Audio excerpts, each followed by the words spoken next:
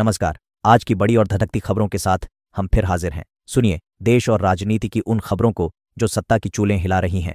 बिहार से गरजे प्रधानमंत्री मोदी, राष्ट्रीय जनता दल और कांग्रेस ने बिहार को बना दिया माफिया राज का अड्डा। ओडिशा में 18,600 करोड़ के 105 प्रोजेक्ट्स लॉन्च। कर्नाटक में मुस्लिमों को हाउसिंग में 15% आरक्षण, बीजेपी बोली ये है संविधान के नाम पर तुष्टीकरण की साजिश। गंगा सफाई सिर्फ चुनावी जुमला है, कांग्रेस का मोदी सरकार पर बड़ा हमला। ओडिशा के स्कूल में 4 महीने से टूटी चारदीवारी। तो जुड़िए हमारे साथ, क्योंकि आज की खबरें सिर्फ सूचना नहीं, सवाल हैं जो जवाब मांगते हैं।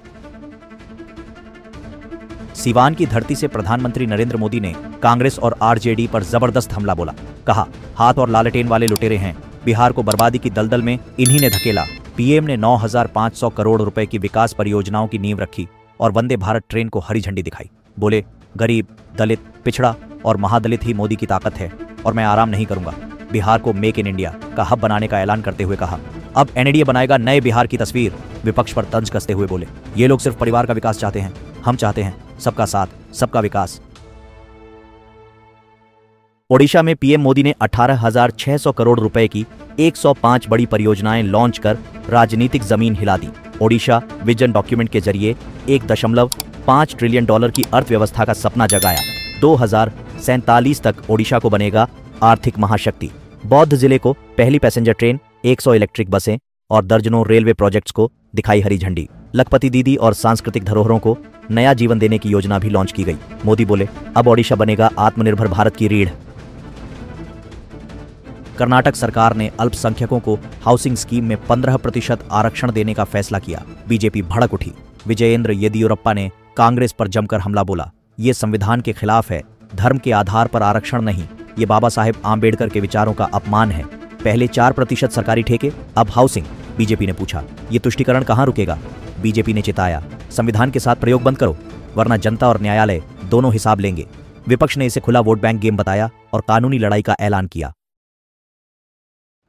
कांग्रेस ने पीएम मोदी की गंगा सफाई मुहिम को बताया सबसे बड़ा झूठ। जयराम रमेश ने कहा, 11 साल से मां गंगा बस भाषणों में पवित्र है, असल में हालत और बदतर हो गई है। 1800 करोड़ की एसटीपी योजनाओं को बताया दिखावटी तमाशा और भ्रष्टाचार का गड्ढा। कांग्रेस का दावा, 13 में से सिर्फ 7 प्लांट चालू। एनजीटी ने भी बिहार सरकार पर ठोका 50,000 का जुर्माना। चुनाव आते ही गंगा याद आ जाती है, बाकी समय गंदगी में बहती है मां गंगा। यही है डबल इंजन सरकार की सच्चाई। ओडिशा का जिला नवरंगपुर के चंदाहांडी आश्रम विद्यालय की चारदीवारी 4 महीने पहले सड़क विस्तार के नाम पर तोड़ दी गई, लेकिन अब तक दोबारा नहीं बनाई गई। स्कूल में 227 छात्र छात्राएं पढ़ते हैं, जिनमें से 180 छात्राएं हॉस्टल में रहती हैं और बिना चारदीवारी के हर शाम मवेशी, बदमाश और असामाजिक तत्व परिसर में बेरो कटौक घुसते हैं। शिक्षक भी सुरक्षा के अभाव में असहज महसूस कर रहे हैं। सरकार कहती है बेटी बचाओ, लेकिन यहाँ बेटियां असुरक्षित हैं। स्थानीय सरपंच और समिति सदस्य जिला प्रशासन से गुहार लगा चुके हैं। सवाल है, आखिर कब बनेगी नई चारदीवारी?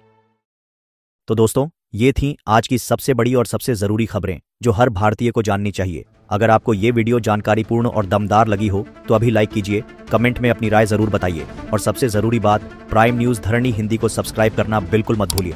कल फिर हाजिर होंगे नई और बड़ी खबरों के साथ। तब तक के लिए सतर्क रहिए, जागरूक रहिए और देखते रहिए प्राइम न्यूज धरणी हिंदी, जहां सच बोलता है और खबरें गूंजती हैं।